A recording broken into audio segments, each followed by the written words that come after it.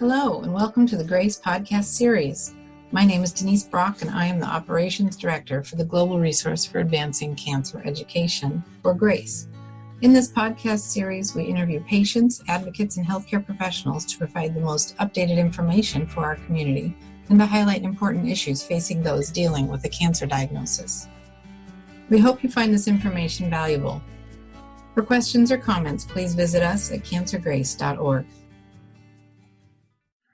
The staging system for lung cancer goes from 1 to 4, with 4 being the most advanced, and stage 4 lung cancer representing metastatic disease that has spread from starting in the lung to other parts of the body. Now, stage 4 lung cancer in the last few years has been increasingly subdivided, including a categorization called oligometastatic disease. The word oligo, or the prefix oligo, comes from the Greek meaning few, and that means few metastases. And so the idea is that having a very small amount and limited location of spread to other parts of the body is associated with a better outcome than a cancer that has spread to many areas. And this has potential treatment implications. The cornerstone of treatment with a cancer that has spread to other parts of the body is systemic, that is whole body. And that usually means chemotherapy, immunotherapy, or targeted therapies given that can go anywhere in the body to treat both the disease that we can see and to treat the potential growth of disease we can't see right now, that is maybe micrometastatic. And so it's to treat the seeds that we can't see on a scan.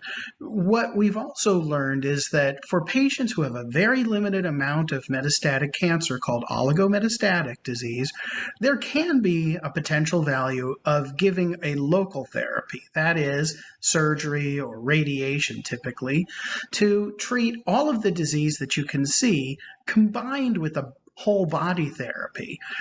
This has been studied in a few different settings and usually is in the form of giving a few months of initial whole body therapy, the best therapy for that cancer. It could be chemo and immunotherapy, maybe just immunotherapy.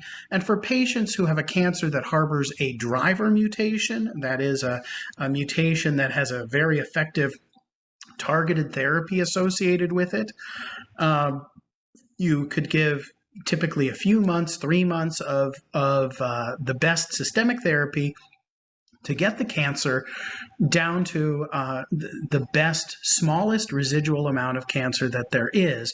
And if there is maybe just a little bit of the main tumor in the lung and 1 or 2 spots of cancer elsewhere, there is the potential to take it out surgically, or more commonly use radiation to just focally treat the areas of residual disease.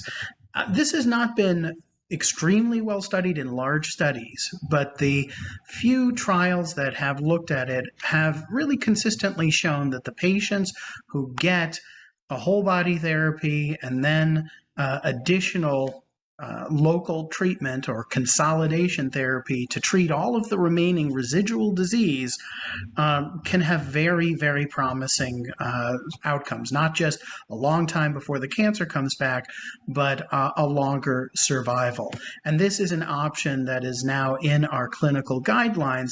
It is not something that can be applied for every patient across the board, but for patients who have the right setting, selected patients with a very small volume of 1 or a couple of sites of disease, particularly who have responded well to an initial few months of our best systemic therapy, giving a consolidation local therapy can be a strong option for them that may lead to much better outcomes for them. Thank you again for joining us. This podcast was made possible by the generosity of sponsorship from our friends at Lilly and Exelixis. Please like and follow us on Facebook and Twitter. Send us feedback, share your story, donate, and visit us for more information at cancergrace.org. Thank you for listening.